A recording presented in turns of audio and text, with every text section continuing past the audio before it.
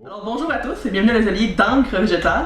Aujourd'hui on va apprendre à créer des encres qu'on peut utiliser autant pour écrire, pour peindre et pour beaucoup d'autres applications sans utiliser de produits chimiques et de choses qui ne sont pas naturelles. En fait on va apprendre à faire des encres à partir de fruits et légumes, de fleurs. En fait on va apprendre à faire des encres avec des produits qu'on peut trouver autant à l'épicerie que dans la nature autour de nous. Alors pourquoi faire de l'encre, premièrement? L'encre est utilisée dans beaucoup de facettes de notre société, autant pour la transmission d'informations, l'écriture, que pour l'art, la peinture, le textile. Nos encres modernes, par contre, d'un, sont souvent très dispendieuses, mais aussi ils vont être toxiques autant pour la personne souvent que pour l'environnement. La création d'encre naturelle, ça permet de faire de l'art, de donner de l'information, sans détruire l'environnement autour de nous. Faire de l'encre avec des jeunes, comme on le fait aujourd'hui, c'est quelque chose qui leur permet de développer leur débrouillardise de un, mais aussi d'exprimer leur créativité et d'explorer le monde autour d'eux. Pour faire de l'encre, la première chose qu'on va avoir besoin pour de l'encre naturelle, c'est une source de pigments. Que ce soit des fruits et légumes, une betterave par exemple, une fraise, un bleuet, ou même des fleurs, des parties de plantes, des aiguilles de pin. Chaque ingrédient naturel qu'on peut aller chercher va nous donner un pigment complètement différent. Bien sûr, il faut extraire notre pigment. Alors comment on va extraire un pigment? On va devoir découper notre matériel en le plus petit morceau possible. Souvent, si c'est quelque chose de sèche, par exemple une épice, on va pouvoir aussi le rendre en poudre, ce qui est encore meilleur. Et ensuite, il va falloir couvrir notre produit avec de l'eau pour réussir à extraire ces pigments-là. Malheureusement, il n'y a pas toutes les plantes qui vont être faciles à extraire avec de l'eau. C'est pourquoi que souvent il y a des encres qui vont être créées avec des bases d'huile, des bases d'alcool ou autres bases que de l'eau. Aujourd'hui, par contre, on va se concentrer sur des plantes dont les pigments peuvent être extraits avec de l'eau. Première chose à faire, vous allez devoir préparer vos fruits et légumes. Pour quelque chose comme ça, vous pouvez le découper en tout petits morceaux, en petits cubes. Sinon, pour des produits comme des épices, des fleurs, la meilleure chose à faire, c'est de faire sécher vos produits en premier et ensuite de les réduire en poudre. Une poudre va être beaucoup plus facile à extraire et va donner un résultat qui va être plus concentré à la fin. Après avoir découpé vos légumes en petits morceaux, vous allez couvrir par approximativement 2 fois la quantité d'eau, mais tant que vos légumes sont complètement couverts d'eau, ça va fonctionner. Portez votre chaudron à ébullition et après, entre 2 à 3 heures, vous allez obtenir un pigment qui va être utilisable. Vous pouvez toujours laisser votre mixture mijoter plus longtemps pour obtenir quelque chose de plus concentré. En fait, je vous propose de tester régulièrement avec des morceaux de papier aquarelle votre encre afin de voir si c'est assez concentré. Une fois que vous êtes satisfait de la couleur que vous avez obtenue, il faut commencer par filtrer votre nouvelle encre. Première chose à utiliser pour filtrer votre encre, ça va être un coton fromage. Ça vous permet d'enlever les plus gros morceaux, par exemple vos cubes de légumes, et vous allez obtenir quelque chose qui va être liquide, mais qui va souvent avoir une texture un peu granuleuse. Ensuite, si vous utilisez votre encre pour écrire avec une plume, par exemple, vous allez devoir filtrer une deuxième fois votre mixture avec quelque chose de beaucoup plus fin, comme un filtre à café. Ça va vous permettre d'obtenir une encre qui est réellement liquide et qui va donner une texture lisse sur papier. Certains artistes vont décider de laisser ces particules-là afin d'obtenir une texture plus intéressante au pinceau, mais c'est vraiment selon les goûts de la personne. Maintenant que vous avez obtenu une encre liquide, il vous reste à la stabiliser et à ajouter quelques autres ingrédients pour améliorer la qualité. La première chose à ajouter, ça va être quelque chose d'épais et de collant pour augmenter la viscosité de votre encre et la permettre de coller à votre papier. Dans l'ancien temps, ce qui était régulièrement utilisé, c'était du miel. Quelque chose qui est de un antiseptique, qui permettait de garder l'encre beaucoup plus longtemps, mais aussi qui est collant et visqueux et qui donne une bonne consistance à celle-ci.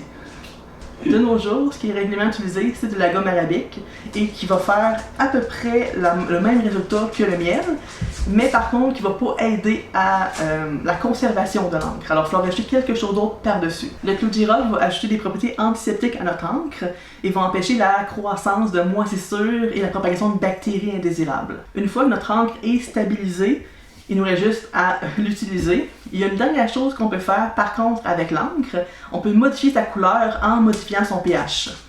La majorité des encres végétales sont très instables au niveau du pH et en ajoutant un peu de jus de citron ou de bicarbonate de soude, on peut changer complètement la couleur. Par exemple, beaucoup d'encres qui sont naturellement rosées ou mauves peuvent devenir vertes ou d'une autre couleur complètement différente une fois exposées à un pH différent. Il faut garder en tête aussi que comme ces encres sont instables, ils vont souvent aussi changer avec le temps. Alors si votre encre est bleue, par exemple, quand vous la mettez sur papier la première journée, il se peut que vous reveniez 2-3 semaines plus tard et que la couleur ait complètement changé. De plus, si vous revenez plusieurs mois plus tard, il se peut que vous ayez aussi une nouvelle surprise avec la couleur. Alors deux encres, même si leur couleur originaire est identique, peuvent donner des résultats complètement différents après un petit peu de temps. Si vous voulez obtenir un pigment qui va être beaucoup plus concentré et qui va être pur, je vous conseille toujours premièrement de peler vos légumes.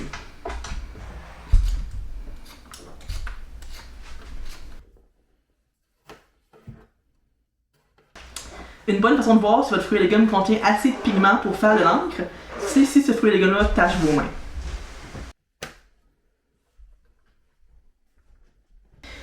Une chose importante à prendre en tête par contre, si vous commencez à faire des encres avec des fruits et légumes sauvages, c'est de vérifier la toxicité de celle-ci avant de le faire.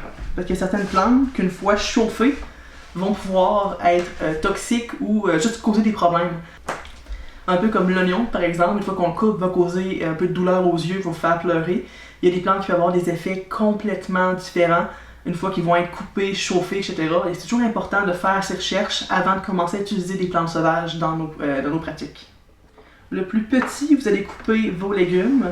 Le plus facile, ça va être d'extraire les pigments.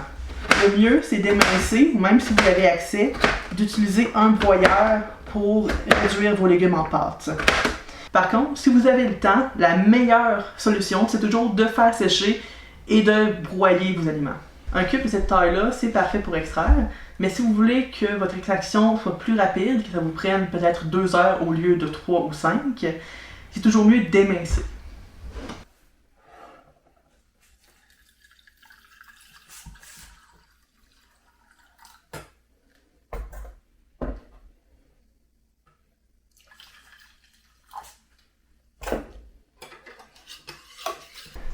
Après ébullition et concentration, il est maintenant temps de filtrer nos encres.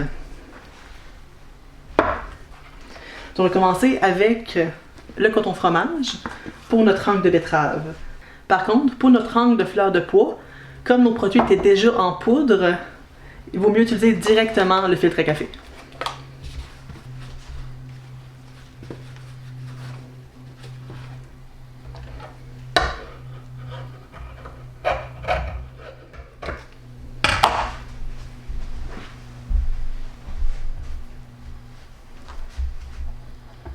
Si vous avez un entonnoir, utilisez-le. Ça fonctionne beaucoup mieux qu'avec simplement un verre.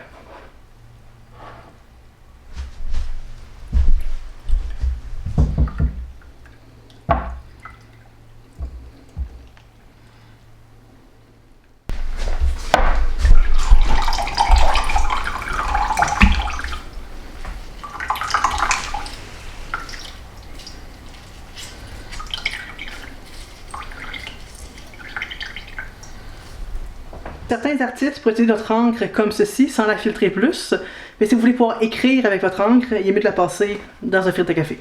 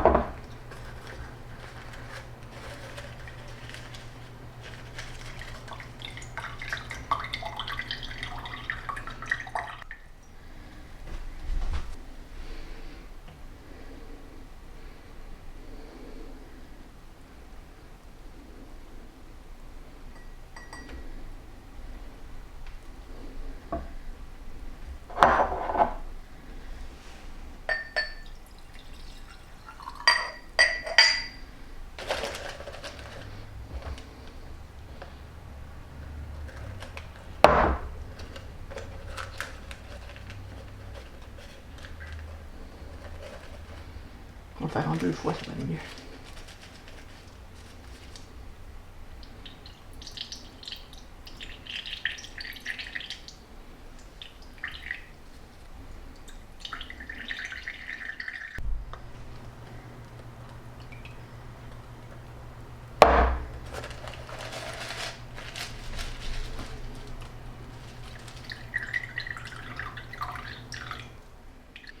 il n'est pas nécessaire de presser comme je fais pour l'instant. Si vous avez un entonnoir et un peu de temps, vous pouvez laisser la gravité faire son œuvre. Comme vous pouvez le voir ici, une fois filtrée, la couleur est beaucoup plus claire et pure.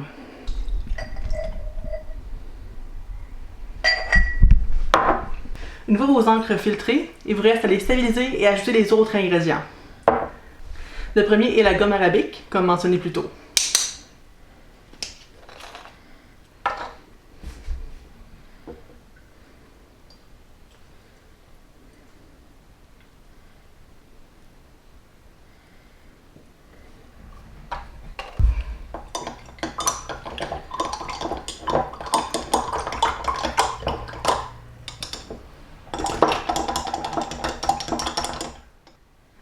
La gomme arabique aide à épaissir notre encre et fait que celle-ci colle au papier.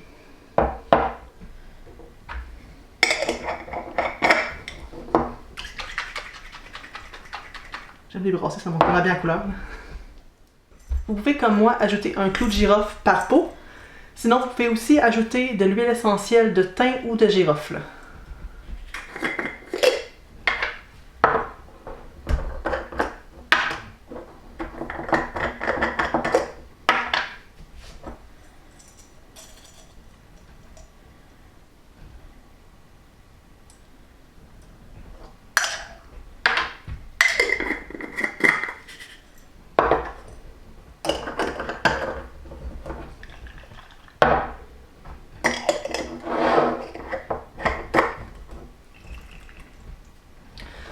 Vos encres sont maintenant stabilisées et prêtes à être utilisées.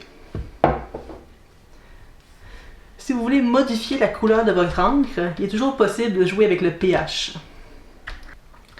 Certaines encres naturelles, telles l'encre de fleur de pois ici, réagissent au pH et à l'ajout de jus de citron ou de bicarbonate de soude et changent complètement de couleur. Afin de démontrer cet effet, je vais ajouter un peu de notre encre, d'eau et de jus de citron à cette fiole.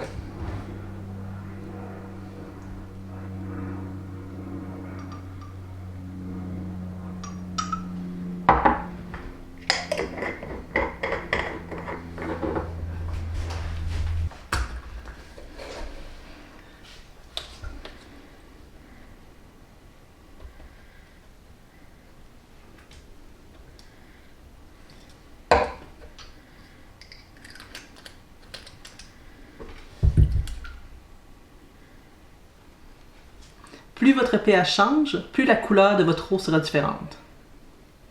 Ajoutez de l'acide à une encre de pois, vous obtenez du magenta. Ajoutez du bicarbonate de soude et vous obtiendrez un beau vert forêt. Parfait!